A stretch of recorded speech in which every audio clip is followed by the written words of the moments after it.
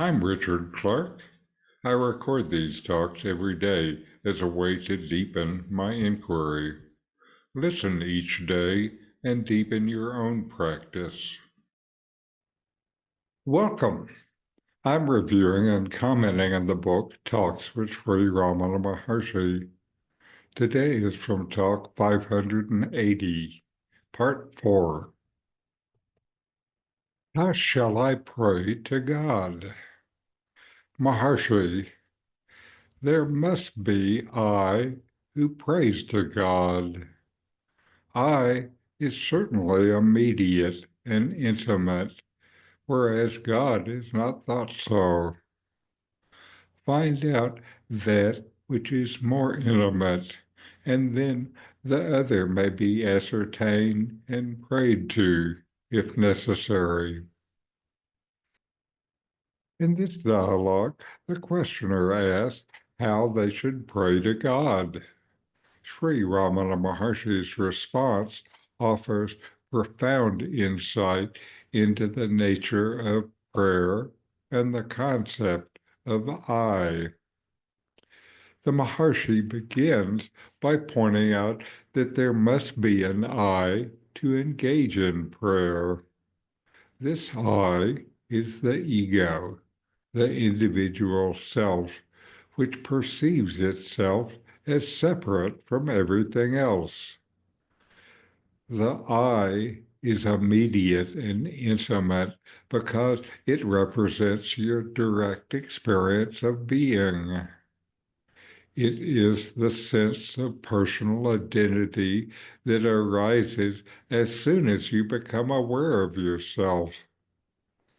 However, Ramana directs the questioner's attention to a deeper aspect of themselves, something even more intimate than this egoic I. He suggests that prayer to God, or the search for God, requires recognizing and experiencing the self that underlies the personal sense of I. The true self is the source of all. And when you realize this deeper I, it is naturally in harmony with God. In other words, the I that prays must be understood in its purest, most fundamental sense, which is not bound by the ego, but is the divine. The Maharshi's teaching invites you to look inward and find this deeper sense of self. By practicing self-inquiry, which is at the core of Maharshi's philosophy, you can know the true self. Once this deeper I is realized, the act of praying to God becomes unnecessary in the conventional sense, because the true self is already one with the divine. However, if one still feels the need to pray, it can be done from this place of inner realization, where prayer is no longer an act of separation, but a natural expression of oneness. The Maharshi emphasizes that understanding the nature of the self is the key to unlocking deeper truths. Without this, any attempt to pray or connect with God remains at the surface level, driven by the ego. The deeper inquiry into the nature of the I clears away the illusion of separation and leads to the realization that the true self is not separate from God, but is God itself.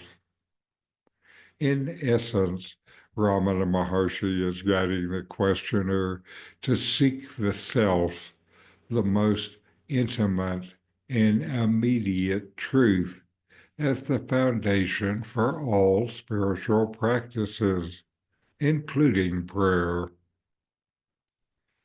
So know yourself and be always free and at peace. In 40 Verses on Reality, Ramana Maharshi explains the nature of the self, the ultimate reality, and self-inquiry. My new book, with my comments and inquiry questions, opens these teachings up and brings them into your practice and experience. Available now from Amazon. Link in the video description. These videos bring Ramana's teachings into your direct experience. Click subscribe to see more. Click thumbs up to like, and send questions and start a dialogue with a comment.